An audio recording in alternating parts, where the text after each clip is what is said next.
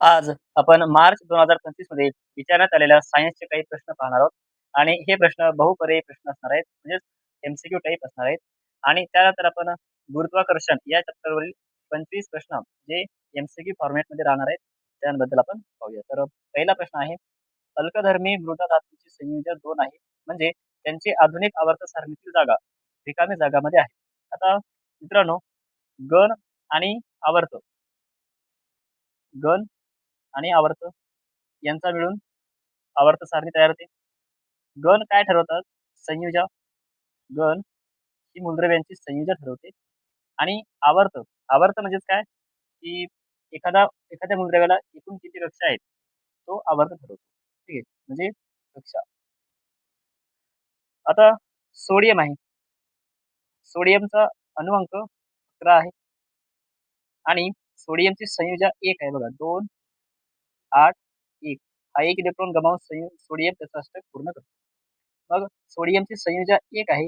याचा अर्थ काय होतो? सोडियम हा घन क्रमांक 1 आहे. म्हणजे संयोजा 1 घन क्रमांक 1 आणि सोडियमला एकूण कक्षा किती आहेत? 3 आहेत. याचा अर्थ सोडियम हा कितव्या आवर्तामध्ये असणार? 3. तर संयोजा म्हणजेच घन आणि कक्षा म्हणजे आवर्त. आता या ठिकाणी संयोजक किती आहे? 2 आहे.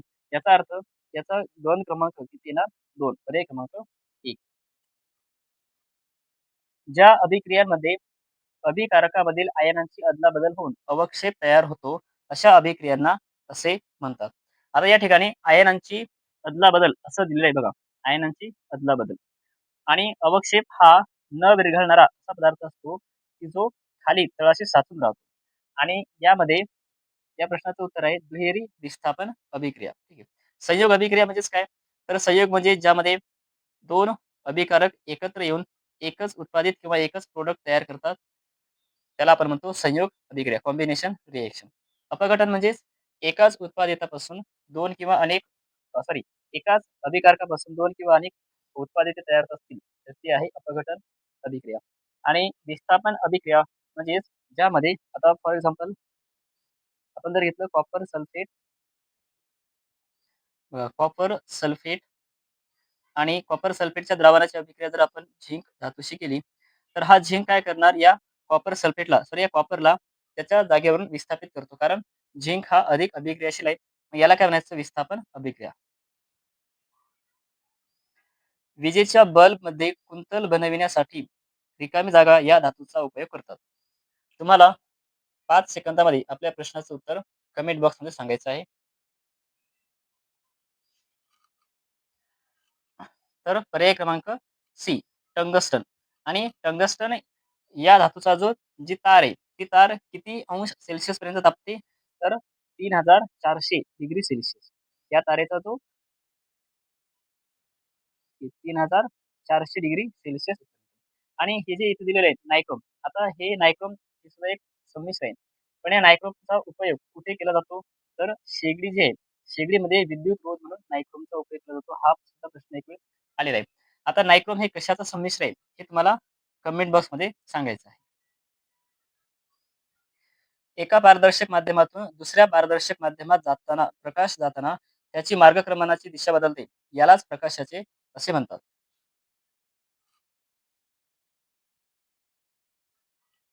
पर्याय क्रमांक डी, अपवर्तन. ज्या ठिकाणी 2 माध्यम असतात, तिथे काय येणार? अपवर्तन. आता परावर्तन म्हणजेच काय? परावर्तनामध्ये प्रकाश किरण असा हा आपातित किरण आहे आणि हा परावर्तित किरण आहे. आता इथे माध्यम एकच आहे. माध्यम एकच आहे म्हणजे हवा. परंतु अपवर्तनामध्ये प्रकाश किरण एका पारदर्शक माध्यमातून येतो आणि दुसऱ्या पारदर्शक माध्यमामध्ये जाताना त्याच्या मार्गक्रमणाची दिशा बदलते. समजा आता हा जर काचेचा तुकडा असेल, तर मग हे जे हवा माध्यम आहे, ती विरळ असते. हवा म्हणजेच विरळ माध्यम आणि काच म्हणजे घन माध्यम. मग जेव्हा प्रकाश किरण विरळ माध्यमामधून घन माध्यमात येतो, तेव्हा तो या स्तंभिकेकडे असा झुकतो. ठीक आहे. म्हणजेच मार्गक्रमणाची दिशा बदलते आणि ते माध्यम किती आहेत अपवर्तनामध्ये? 2. एक विरळ माध्यम आहे, दुसरं घन माध्यम आहे. तर या प्रश्नाचं उत्तर आहे अपवर्तन. Calcium oxide plus water H2O आणि पुढे दिलेले कॅल्शियम हायड्रॉक्साईड प्लस उष्णता. आणि पर्याय तुम्हाला दिले, की उष्मादायी, विद्युत अपघटन, उष्माग्राही. तुम्हाला उत्तर कमेंट बॉक्समध्ये सांगायचं आहे. आता ज्या प्रॉडक्टमध्ये प्लसमध्ये जर उष्णता असेल, तर याचा अर्थ काय होतो, ही रिएक्शन होताना उष्णता बाहेर टाकलेली आहे आणि ज्या अभिक्रियेमध्ये उष्णता बाहेर टाकली जाते, त्या अभिक्रियेला आपण म्हणतो उष्मादायी अभिक्रिया आणि ज्यामध्ये उष्णता शोषली जाते. आता शोषली जाते हे कसं ओळखायचं? जर एरोवरती असा ट्रायंगल असेल, तर समजायचं ही अभिक्रिया होत असताना उष्णतेचे शोषण झालेले आहे आणि जेव्हा उष्णता शोषली जाते, तेव्हा तिथे होते उष्माग्राही अभिक्रिया. तर या प्रश्नाचं अचूक उत्तर आहे पर्याय क्रमांक ए, उष्मादायी अभिक्रिया. चूक बरोबर ते लिहा. पेशीमधील श्वसनादरम्यान रेडॉक्स अभिक्रिया घडत असते. तुम्हाला चूक आहे की बरोबर आहे हे सांगायचे. तर हे विधान बरोबर आहे. वेगळा घटक ओळखा. ध्वनिवर्धक, सूक्ष्मश्रवणी, विद्युत चलित्र, चुंबक. यामधील तुम्हाला वेगळा घटक ओळखायचा आहे.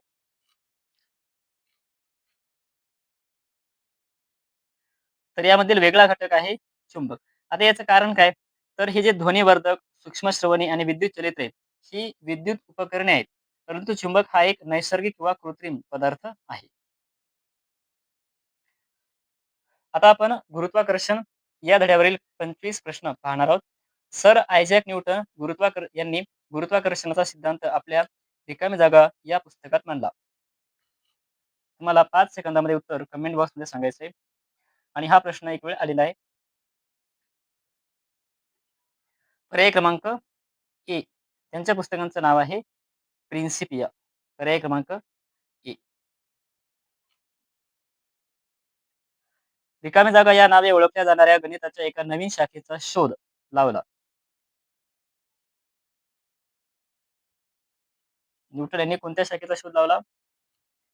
पर्याय बी, कॅल्क्युलस. पृथ्वीच्या केंद्रावर पृथ्वीच्या केंद्रावर पदार्थाचे वजन किती असते?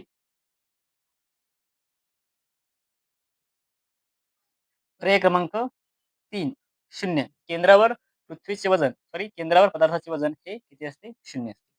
गुरुत्वाकर्षण बलाचा शोध कोणी लावला? Einstein, Newton, Galileo, pascal. पर्याय क्रमांक बी म्हणजेच न्यूटन यांनी लावला. पृथ्वीच्या पृष्ठभागावर जी चे सरासरी मूल्य किती आहे? ब 9.8 मीटर प्रति सेकंद आणि हा महत्वाचा प्रश्न आहे मित्रांनो लक्षात ठेवा. विश्वातील प्रत्येक वस्तू दुसऱ्या वस्तूला आकर्षित करते. या बलाला काय म्हणतात? क. गुरुत्वीय बल. जर दोन वस्तूंमधील अंतर दुप्पट केले तर त्यांच्यातील गुरुत्वीय बल किती होईल? अंतर दुप्पट झाल्यास त्यांच्यामधील बल हे 1/4 इतके होईल. वस्तूचे वस्तुमान कुठे बदलते? चंद्रावर, मंगळावर, पृथ्वीच्या केंद्रावर की कुठेही बदलत नाही. तर आपल्या सर्वांनाच माहिती आहे की वस्तूचे वस्तुमान हे कुठेही बदलत नाही. जी म्हणजेच gravitational constant, universal gravitational constant या वैश्विक स्थिरांकाचे एकक काय? न्यूटन मीटर स्क्वेअर प्रति किलोग्रॅम स्क्वेअर. आता याला असंही म्हणता येते बघा, एन-एम स्क्वेअर. आता हे डिव्हाइडमध्ये पण किलोग्रॅम स्क्वेअर जर वर घेतला आपण, तर अधिकचा होतो -2. म्हणजे याला या पर्यायामध्ये सुद्धा मांडता येते आणि असाही पर्याय तुम्हाला दिला जाऊ शकतो. पृथ्वीच्या कोणत्या भागावर G चे मूल्य सर्वाधिक असते?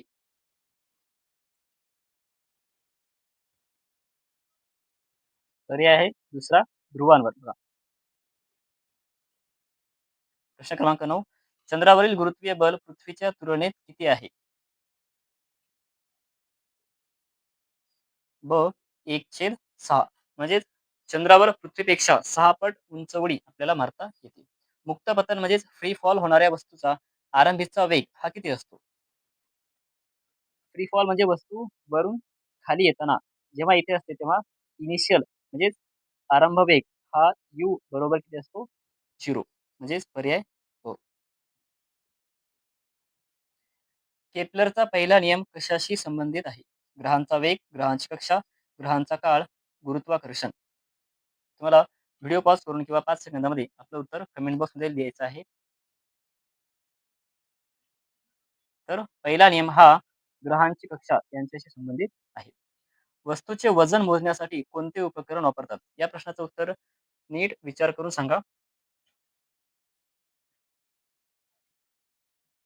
अचूक उत्तर आहे पर्याय क्रमांक क. Spring balance. आता तुम्हाला वाटू शकते, की तराजूमध्ये पण आपण वजन मोजतो, तर तसं नाही. तराजूमध्ये वस्तुमान मोजले जाते हे लक्षात ठेवा. 1 किलो साखर, 2 किलो साखर, तर किलोग्रॅम हे कशाचं एकक आहे? वस्तुमानाचं. पदार्थातील द्रव्य संचयाला काय म्हणतात? तर पदार्थातील द्रव्य संचयाला वस्तुमान असे म्हणतात. गुरुत्व त्वरण G हे कशावर अवलंबून नसते असं विचारलेलं आहे. तर क आहे पडणाऱ्या वस्तूचे वस्तुमान यावर गुरुत्व त्वरण हे अवलंबून नसते. कॅपिटल जी चे मूल्य सर्वप्रथम कोणी प्रयोगाद्वारे ठरवले? हेनरी कॅव्हेंडिश यांनी. ग्रहांची परिभ्रमण कक्षा कशी असते? वर्तुळाकार, लंबवर्तुळाकार, सरळ रेषेत, त्रिकोणी.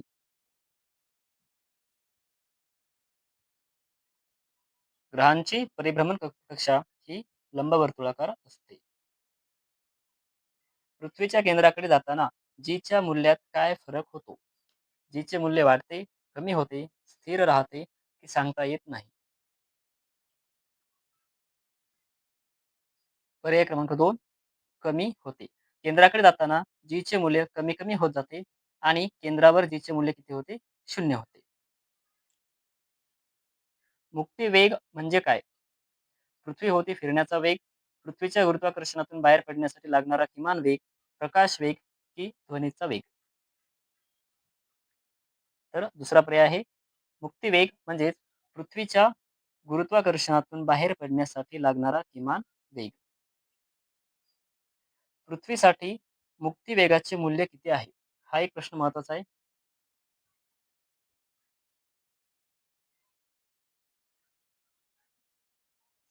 तर पर्याय दुसरा आहे 11.2 किलोमीटर प्रति सेकंद. गुरुत्वाकर्षण बल हे नेहमी कोणत्या प्रकारचे असते? पहिला पर्याय आकर्षक. जेव्हा एखादी वस्तू वर फेकली जाते, तेव्हा जीचे मूल्य कसे घेतले जाते? धन, ऋण, शून्य यापैकी नाही. आता जेव्हा एखादी वस्तू वर फेकली जाते, याचा अर्थ ती वस्तू पृथ्वीच्या गुरुत्वीय बलाच्या दिशेच्या विरुद्ध दिशेने जात आहे. आणि जेव्हा गुरुत्वीय बलाच्या दिशेच्या विरुद्ध दिशेने असते, तेव्हा या प्रश्नाचं उत्तर काय येणार? ऋण. म्हणजे ती किंमत किती येणार? मायनस. आणि जेव्हा पृथ्वीच्या दिशेने एखादी वस्तू फेकली जाते, तेव्हा तिथे येते धन म्हणजे प्लस. वैश्विक गुरुत्वीय स्थिरांक G चे मूल्य किती आहे? हा प्रश्न आलेला आहे. 6.67 गुणिले 10 चा घातांक वजा 11 Nm² पर किलोग्रॅम स्क्वेअर. वजन ही कोणती राशी आहे? अदिश राशी आणि सदिश राशी यामध्ये मुख्य फरक काय आहे? अदिश राशी म्हणजे ज्या वस्तूला केवळ परिमाणात व्यक्त करता येते. परिमाण म्हणजेच एकके जसे की किलोग्रॅम, मीटर, सेंटीमीटर, लिटर. आणि सदिश राशी ज्या वस्तूला परिमाण आणि दिशा दोन्ही असते त्याला आपण म्हणतो सदिश राशी. आता आपण वजन जेव्हा लावतो तेव्हा त्या वजनाला एक दिशा असते आणि वजनाचं एकक कोणतं आहे? न्यूटन. म्हणजे वजनाला परिमाण आणि दिशा दोन्ही आहे. त्यामुळे वजन ही काय येणार? सदिश राशी. समुद्रात येणारी भरती ओहोटी प्रामुख्याने कशामुळे होते?